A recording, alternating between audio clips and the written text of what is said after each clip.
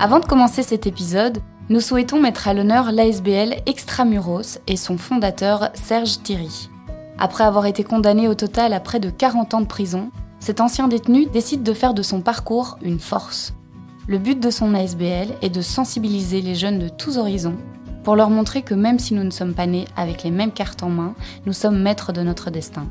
L'ASBL Extramuros organise des conférences dans les écoles, des balades en géolette avec des jeunes personnes en situation de handicap et des séjours à l'étranger avec des jeunes désorientés. N'hésitez pas à aller visiter son projet, soit sur son site, soit sur sa page Facebook Extramuros.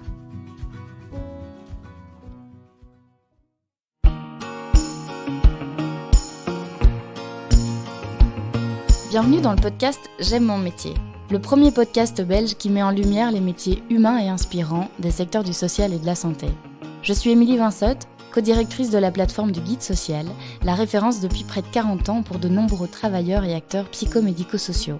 J'aime mon métier, c'est l'envie de mettre sous les projecteurs ces métiers essentiels et chargés de sens qui tissent notre secteur associatif au quotidien et qui jouent un rôle indispensable au développement de la société. Nous sommes donc partis à la rencontre de ces femmes et de ces hommes qui aiment leur métier. Des gens résilients, engagés, passionnés, animés par cette soif de relations humaines. Aurélie n'a pas 40 ans et pourtant elle a déjà à son actif un beau bagage professionnel dans les secteurs de la précarité sociale. Notre invitée du jour a débuté sa carrière d'assistante sociale dans un centre post-cure pour toxicomanes. Elle revient sur ses 8 années intenses où elle expérimente le travail social communautaire, l'implication émotionnelle avec les bénéficiaires et la lassitude des rechutes. Elle décroche ensuite un emploi dans un secteur qui lui était totalement étranger, le milieu carcéral. Aurélie accompagne aujourd'hui les détenus de la prison de Saint-Gilles et d'Aronne, à mi-temps, car l'autre partie de son temps, elle le consacre à la prise en charge des victimes cette fois. Un grand écart plutôt passionnant qui lui permet de mieux comprendre les deux publics qu'elle suit quotidiennement. Elle y développe une vision très humaniste des détenus, des victimes et le droit pour tous de retrouver une place dans la société, quelle qu'elle soit.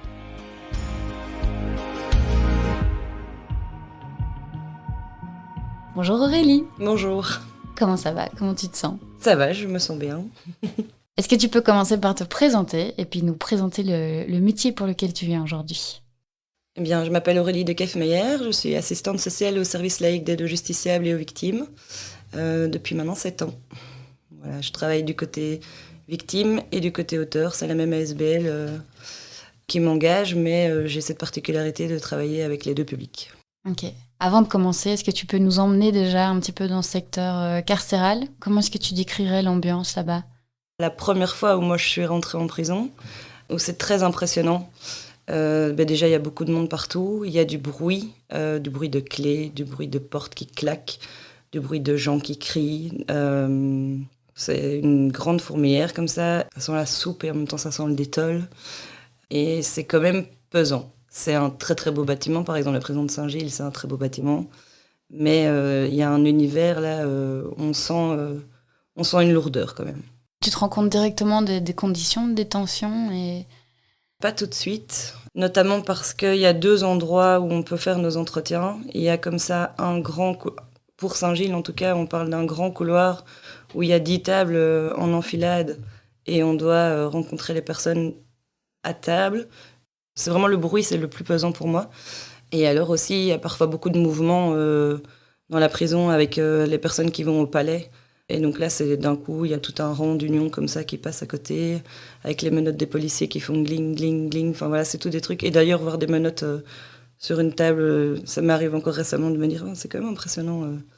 Voilà, c'est c'est des petites choses, mais ça fait partie vraiment du métier. Et alors, l'autre endroit où on peut faire nos entretiens, c'est dans les ailes. Et là, du coup, on est plus confronté, en effet, à la réalité. Mais c'est pas pour autant qu'on est encore dans une cellule 23 ou 22 heures par jour, des fois avec une fenêtre cassée quand c'est l'hiver, des fois avec un fumeur quand on est non-fumeur.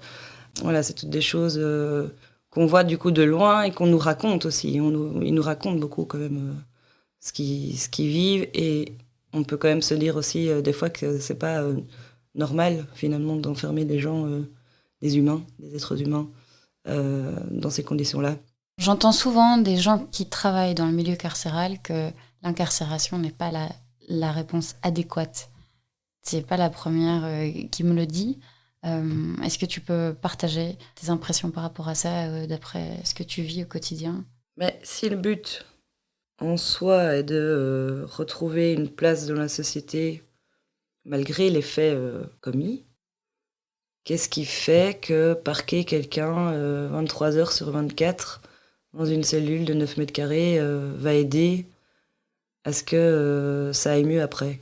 Comment on revalorise en fait aussi l'estime de soi pour pouvoir justement accéder à cette possibilité de la place dans la société? La prison, c'est tout sauf valorisant. C'est stigmatisant, dégradant. C'est pas comme ça qu'on sort plein de confiance. Or, pour la vie de tous les jours, quand même, c'est utile d'avoir de l'estime de soi, de la confiance et d'être un peu ancré dans la réalité. Et comment tu réagis avec les gens qui te disent bah il l'a bien mérité? T'accompagnes des responsables qui ont fait des trucs horribles. Comment est-ce que tu peux les aider? Ils ont pas méritent pas quoi. Ouais. Qu'est-ce que tu leur réponds? C'est des débats de société que j'essaye de ne plus avoir. Et par exemple, je ne lis plus les commentaires sur les réseaux sociaux quand il y a un article qui passe sur les situations de personnes qui auraient été incarcérées, qui ont recommis des faits après ou ce genre de choses. Je remets toujours en perspective le fait que ce sont des êtres humains avant toute chose. Quand certains me disent oui mais bon c'est bon ils sont en vacances, hein, ils ont la télé gratos. Ah non, ils n'ont pas la télé gratos. Ouais enfin bon c'est bon, ils prennent la douche. Ah non, ils prennent la douche 2 fois par semaine. Et donc j'essaye chaque fois de remettre un peu des petits éléments pour montrer que en fait la réalité, tu parles de quelque chose que tu connais pas, voilà. Mais j'ai pas envie non plus d'être dans des débats perpétuels à ce niveau-là, quoi. On parle beaucoup des conditions carcérales ces dernières semaines.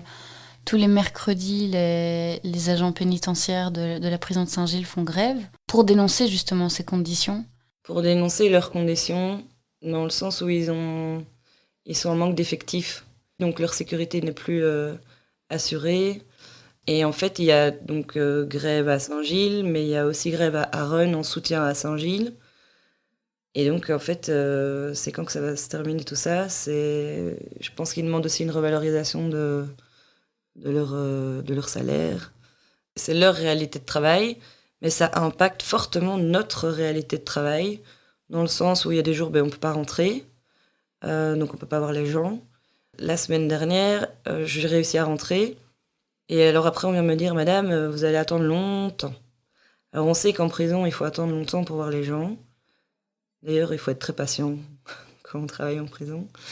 Mais du coup, là, ce qui est compliqué, c'est que je dis, oui, mais ça va être très long comment? Ça va être très long, un quart d'heure, 3/4 d'heure, 3 heures? Oh, je sais pas, 1 heure, 2 heures, 3 heures. Et donc on ne sait jamais finalement si oui ou non on va voir les gens. Et des fois, on attend une matinée, on a vu une personne, alors que dans l'idéal, on en aurait vu 4. Voilà. Et ça parce que y a pas assez de gardiens pour gérer les mouvements des détenus à l'intérieur de la prison. Donc nous on dit je veux voir un tel, y a un gardien qui appelle le centre appelle l'aile prévient le détenu qui doit sortir. Du coup il part, mais c'est toutes ces personnes-là, ça fait toute une chaîne avant que le détenu finalement n'arrive devant nous. Et bon, quand il manque des gens, ils savent pas gérer tout ça. En plus de la bouffe, en plus de le médecin, en plus de voilà, tout ça. Et donc nous, souvent, les services externes, on est un peu... Enfin, on est... Le dernier maillon de la chaîne, oui. De tout ça, quoi. Les avocats, clairement, ils verront toujours leurs clients, parce que c'est un droit qu'on ne peut pas nier. Enfin, je veux dire, c'est obligatoire de pouvoir voir son avocat et de préparer sa défense, c'est normal. Mais pour ce qui est de l'aide, on verra plus tard, quoi. Si c'est pas aujourd'hui, ce sera demain. Bah non, en fait, des fois, y a quand même des choses urgentes aussi à gérer. On reviendra sur ton métier de maintenant, mais on refait un petit tour en arrière. Comment est-ce que tu es arrivé là? Quelle a été ton intention de départ? Tu as grandi dans quel environnement et est-ce que tu as toujours voulu travailler dans le social? Pas du tout. Pas du tout, je viens plutôt d'un milieu privilégié. Au départ, j'avais fait des études, j'ai pas fait des études, j'ai commencé le droit, j'ai fait 2 fois une première candie. Mais c'était très théorique, non palpable. avec un champ des possibles un peu trop vaste. Puis j'ai discuté avec une amie assistante sociale et où je me suis dit, tiens, oui, ça, en fait, c'est quelque chose qui pourrait m'intéresser, quoi, d'être en contact avec les gens, de pouvoir aider à régler des situations, se sentir utile, et d'être plus sur le terrain, du coup, plus à la rencontre de la personne même. Ce que tu ne trouvais pas dans tes études de droit? Mais voilà, je suis vite passée à ça. Enfin, j'ai commencé et puis j'ai pas poursuivi. Notamment parce que pour moi c'était un peu trop théorique. Oui, après il a fallu pour mes parents faire le deuil de l'avocate. Parce que voilà, le travail d'assistance sociale, c'était à ce moment-là, en tout cas maintenant je trouve qu'on en parle, on en parle plus, on en parle mieux, et c'est aujourd'hui par exemple ce qu'on fait. Mais c'est vrai que des études universitaires par rapport à une autre école, comme moi j'ai fait mes études, il y avait quand même cette comparaison que c'est quand même mieux de faire l'université. En fait, qu'est-ce qui est mieux? C'est de faire ce qu'on aime, c'est de faire ce qui nous anime, c'est de faire... voilà, donc, et pour ça, chacun est différent, et chaque parcours est différent, et chacun va s'épanouir différemment, et c'est ça qui est beau aussi dans le droit.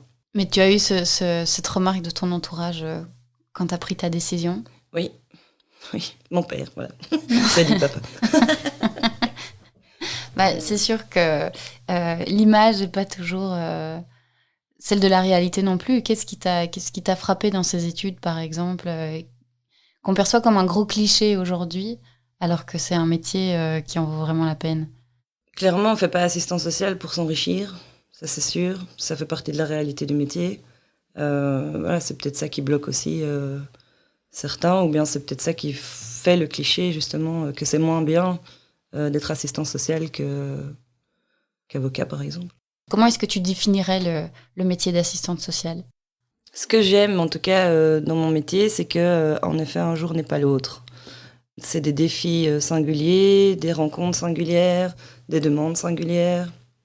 Et alors, c'est pouvoir faire le lien entre ce qui existe pour les gens, ce qui est mis en place, et pouvoir mettre ça aussi en valeur, informer les gens de tout ce à quoi finalement ils ont droit, pouvoir informer. Et alors, c'est beaucoup de rencontres, beaucoup d'émotions aussi, qu'il faut pouvoir gérer par ailleurs. Mais dans la majorité des cas, c'est des bonnes émotions. Et alors, ce que j'aime bien, c'est quand les gens viennent avec une demande, on règle la situation, on trouve des solutions. Et là, je me sens utile, et là, c'est très valorisant finalement. Et alors, c'est du win-win, parce que pour la personne, c'est gagné, et pour moi aussi, c'est gagné. Donc ça, c'est chouette. Quel souvenir tu gardes alors de tes 3 années à Cardaigne, c'est ça, Louvain-la-Neuve? Comment sont passées tes études? C'était très chouette. Moi, j'ai des très bons souvenirs, et je vois encore beaucoup les gens, justement, de mes études. Ce qui est bien, c'est que directement, on est dans le terrain. On arrive en première, il faut trouver un stage d'observation 2 fois 15 jours sur l'année. Voilà, débrouille-toi. Ah, mais je trouve dans quoi? Débrouille-toi. Ah, et en fait, c'est ça le métier d'assistant social aussi. Toujours trouver des solutions, chercher. Ça fait partie du job, donc on était mis directement dans le bain, quoi. Tu gardes quoi comme souvenir de tes stages, du coup? Peut-être certainement une claque. J'ai rencontré cette dame, j'étais en AIS, donc une agence immobilière sociale, en stage. Et là, il y a une dame qui dit oui, pour Noël, j'aimerais tellement pouvoir m'acheter 6 bouteilles d'eau plate. Voilà. Et moi, j'étais je vais venir les apporter devant ta porte. Mais en fait, non, c'est justement ça qu'il faut apprendre à faire aussi dans le social, c'est qu'on peut être fort touché par des situations, mais savoir se préserver aussi, parce que on n'est pas des super-héros. On est un soutien, on est un repère parfois, mais on ne peut pas gérer toutes les situations. Et tout ça, est-ce qu'on te le dit dès tes études? Ce cliché du super-héros, le fait de réussir à mettre des barrières, c'est quelque chose que tu as appris avec le temps, avec l'expérience, ou tu te rappelles vraiment qu'on t'a mis en garde de pas mal de choses dès les études? Oui, dès les études, on a les supervisions individuelles avec notre maître de formation pratique, comme ça s'appelle. Et c'est vrai que je me souviens d'une en particulier qui me disait voilà, là, c'est une limite, c'est la limite, il ne faut pas la franchir. Là, oui, c'est normal d'avoir envie d'aller plus loin pour aider, mais ta place, elle est celle-là. Et c'est là-dedans qu'il faut que tu puisses rester pour pouvoir te préserver aussi. Tu parlais de la gestion des émotions. Comment est-ce que tu t'y prends, du coup, toi, pour gérer tout ça? Voilà, c'est un métier qui est prenant. Il faut pouvoir se préserver. parce qu'on n'est pas à l'abri de l'épuisement, on n'est pas à l'abri de un trop-plein justement d'émotions, ce genre de choses. Et donc par exemple, c'est être cadré avec soi-même, être cadrant avec soi-même. Les horaires, c'est les horaires, j'en fais pas plus. Et des fois, on est emporté par les situations, mais alors il faut pouvoir se rendre compte d'eux. Et ce qui est très riche dans notre métier, c'est aussi de pouvoir travailler en équipe. On travaille en équipe tout le temps, ou presque, dans le social. L'équipe pluridisciplinaire, c'est une grande ressource, en fait, pour le travailleur. Pour pouvoir avoir des idées, parce que parfois, on est un peu bloqué, puis en fait, quelqu'un te dit, et si tu faisais ça?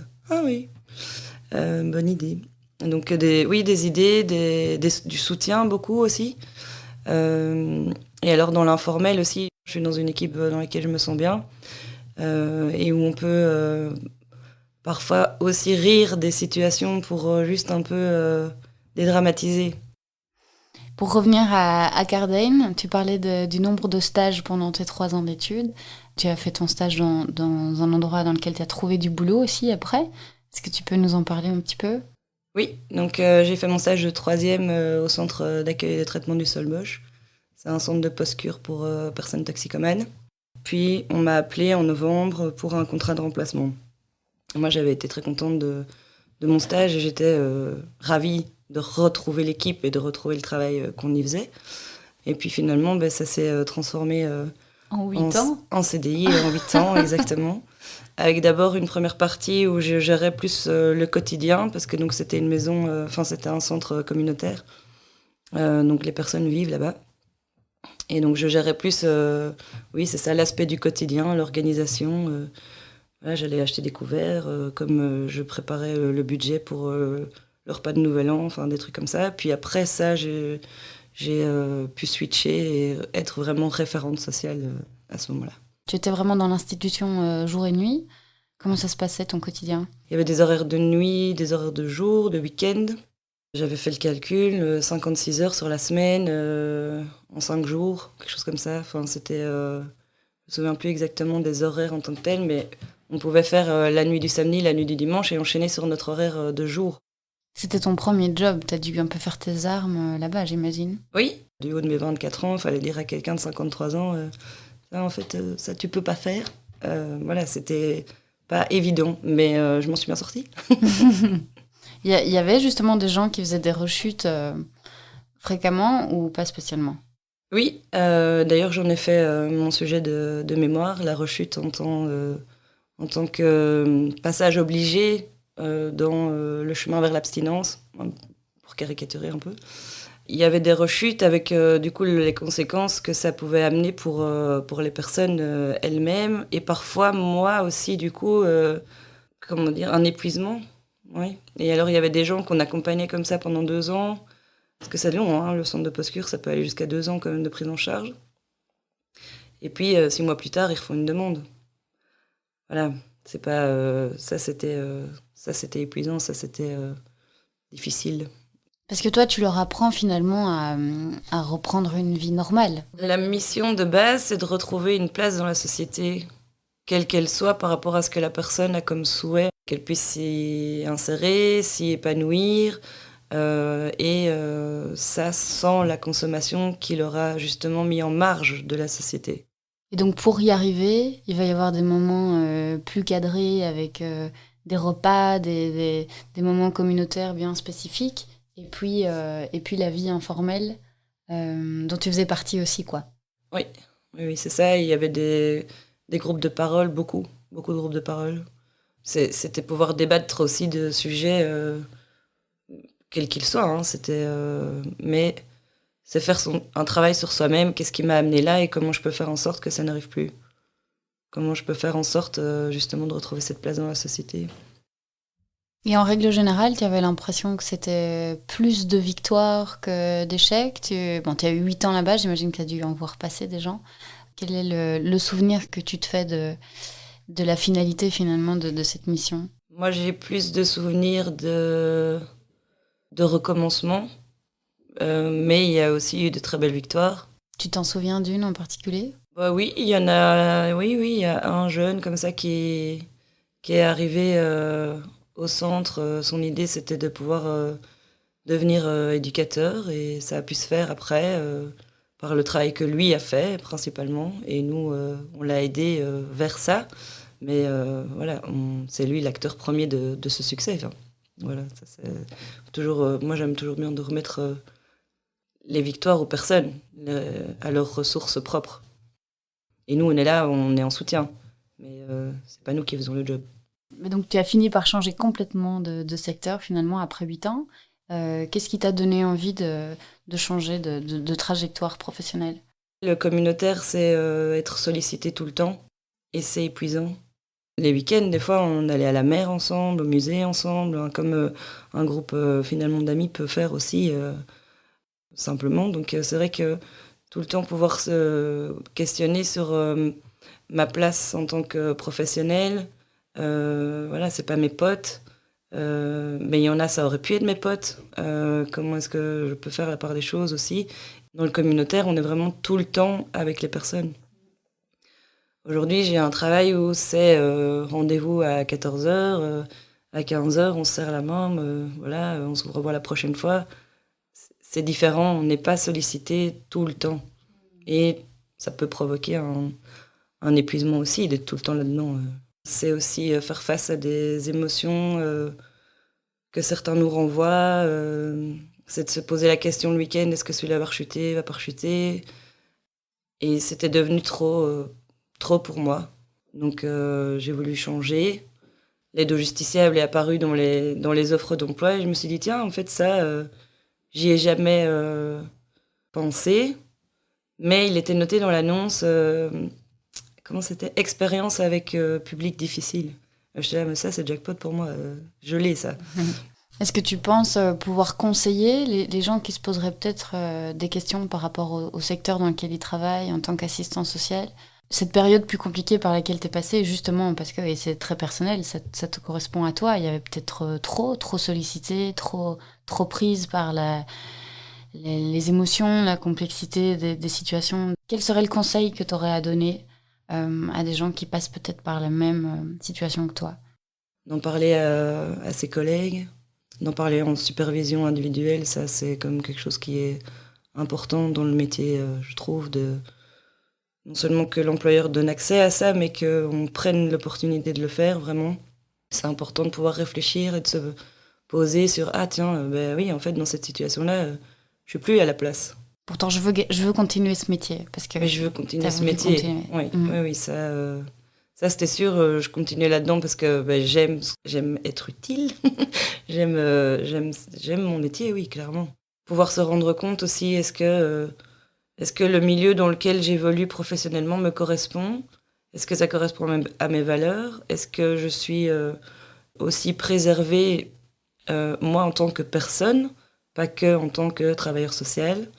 Ne pas s'oublier, en fait, aussi, parce que parfois, on peut dépasser la limite à ce niveau-là aussi. C'est ce qui t'est arrivé, tu penses? Oui. Et moi, aujourd'hui, par exemple, ce qui me convient, c'est ça, c'est... bonjour monsieur, au revoir madame. Le côté, c'est un rendez-vous. Et je suis pas tout le temps sollicitée. J'ai pas tout le temps les histoires. Parce qu'il y a des histoires qui sont trash, des histoires prenantes. Je suis un peu plus en dehors. Et j'en rencontre encore toujours, des histoires trash. Mais je suis pas tout le temps confrontée. Quand tu quittes l'institution, la prison dans laquelle tu es, tu quittes ton boulot, tu rentres chez toi. Et le boulot ne vient pas avec toi, en fait. À la maison, peut-être c'est quelque chose que tu as plus quand tu es en institution. Oui, oui, clairement. Ça n'empêche pas d'être touché par les situations. C'est pas du tout ça que je veux dire. Mais c'est plus facile de fermer la porte. Quand je suis chez moi, je suis chez moi. Je suis beaucoup moins envahie par les situations de tout un chacun. Beaucoup moins envahie par les pensées que je pourrais avoir pour l'un, pour l'autre. Raconte-nous alors ton quotidien dans ce fameux service d'aide aux justiciables et aux victimes, parce que c'est quand même assez particulier. Tu aides et tu accompagnes autant les auteurs, les responsables de faits que leurs victimes. Oui, donc c'est la même ASBL, mais donc je suis à mi-temps du côté victime, à mi-temps du côté auteur. Mais jamais les deux en même temps. Il n'y a pas une victime et son responsable que tu accompagnes en même temps. Non, déjà les lieux sont différents. Le lieu où on accueille le bureau en fait, des deux victimes et le bureau des deux justiciables sont deux endroits physiquement différents. Ça aide aussi dans le fait que moi je suis sur les deux missions, mais c'est quand même Ça aide à séparer les choses vraiment. Il y a une fois où je me suis rendu compte que j'étais face à l'auteur d'une victime que j'avais rencontrée précédemment. Et donc là, en effet, je peux pas suivre et la victime et l'auteur, ça n'a pas de sens. Et j'ai réorienté la personne auteur parce qu'il y avait plus de possibilités de réorientation pour l'auteur que pour la victime. Ce qui est assez fou. À Bruxelles, aujourd'hui, il y a donc plus de possibilités pour les responsables, c'est ça que tu dis, que pour les victimes en général. Oui, en l'occurrence à Bruxelles, oui. Et c'est aussi parce que le secteur des services externes, il y a des services spécialisés santé, il y a des services spécialisés assuétude. Nous, on est un service, par exemple, généraliste. Voilà, il y a différents publics et différents modes d'intervention. Ok. Et de passer de l'un à l'autre comme ça, qu'est-ce que ça te fait? Est-ce que c'est pas épuisant? Au début, je me suis dit comment je vais gérer en fait de travailler avec les uns et avec les autres. Ça fait de moi que je ne suis ni pro-victime ni pro-auteur et que je peux reconnaître aussi dans certains parcours d'auteur des périodes de victimisation. C'est plutôt complémentaire au final. Au début, j'ai eu peur d'être un peu schizophrène. Et puis après, le fait que ce soit deux lieux bien séparés, deux missions séparées, les équipes sont quand même aussi différentes, même s'il y a comme moi d'autres personnes qui travaillent sur les deux missions. Tout ça fait que c'est des prises en charge chaque fois différentes. Et quel va être ton rôle d'un côté comme de l'autre alors? Du côté victime, mon rôle, c'est d'aider certainement à la reconnaissance du statut victime, à l'indemnisation, ne pas être que victime, voilà, ce genre de choses. Et alors d'être en appui aussi au psy, dans le sens où s'il y a quelque chose qui perturbe le quotidien, je sais pas, d'un point de vue financier ou d'un point de vue judiciaire, il y a quelque chose qui bloque dans le dossier, ce genre de choses, comment la personne, alors à ce moment-là, peut faire le travail qu'elle doit faire avec le psychologue. Donc ici, c'est complémentaire dans le sens où, à partir du moment où les soucis du quotidien sont un peu gérés, en tout cas mis de côté, j'ai l'opportunité de faire le travail que je dois faire sur moi-même pour me reconstruire par rapport à ce qui s'est passé. Et du côté auteur alors, quel est ton rôle ou quelle est ta mission spécifique? Les demandes varient, mais l'idée c'est quand même aussi retrouver une place dans la société. Essayer qu'il n'y ait pas de récidive. T'es confronté du coup à ce que l'humain peut faire de pire? Est-ce que ça t'a changé professionnellement ou personnellement? Personnellement, je me suis rendu compte que je pouvais être vulnérable. La prise de conscience de la vulnérabilité. De ta vulnérabilité ou de la vulnérabilité du des coup gens de en tous, face de mais toi? en tout cas de la mienne. Par exemple, il y a des rues à Bruxelles que je prenais plus seule dans le noir. Et il y a un jour mon frère qui cherchait un babysitter. J'ai dit c'est qui et tu le connais comment et c'est quoi son CV. Voilà, c'est plus se rendre compte qu'on peut prendre des précautions qu'on ne prenait pas avant. Une bonne journée pour toi et une mauvaise journée, ça va être quoi par exemple? Pour l'instant aussi très administratif, il y a pas mal de choses administratives à gérer. Et franchement, on nous déroule pas que le tapis rouge, quoi. Il y a beaucoup d'appels téléphoniques à faire, puis ça, non, c'est pas ici, il faut appeler là-bas, puis ah non, c'est le formulaire B, pas le formulaire A. Puis il y a des gens qui répondent pas, et en fait, sans cette réponse, on sait pas aller plus loin. Et voilà, ça c'est une mauvaise journée pour moi, c'est quand il y a rien qui s'enchaîne. Et puis une bonne journée, c'est quand il y a une collaboration qui se fait, ça se met super bien, et paf, ça se règle en moins de 2. Voilà, mais on sait jamais sur quelle journée on va tomber quand on se lève le matin. Donc on se lève et on verra. Il n'y a pas une journée qui se ressemble. Non, ça, il n'y a pas une journée qui se ressemble. Tu suis plus ou moins combien de personnes en même temps? Je viens de faire mes statistiques. Sur l'année, du coup, j'ai rencontré des deux côtés 100 personnes différentes. Et ça représente X nombre d'entretiens, ça je me souviens plus exactement. Mais donc c'est 100 situations rencontrées, avec des situations sur du long terme, plus long terme, et des situations parfois c'est juste one shot, une info, mais au moins avec ça la personne, voilà, ça roule quoi. Une fois que l'info qu'il lui fallait se débrouille. Et tu vas accompagner parfois des gens pendant combien de temps? Du coup là, la personne que je suis depuis le plus longtemps, c'est depuis 2017. Mais c'est pas quelqu'un qui est en prison. C'est une victime? Non, c'est un auteur, mais qui n'est plus en prison. Et donc, c'est sur son parcours de réinsertion. Et la grosse victoire de l'année, c'est trouver un travail. Là, j'étais fière aussi.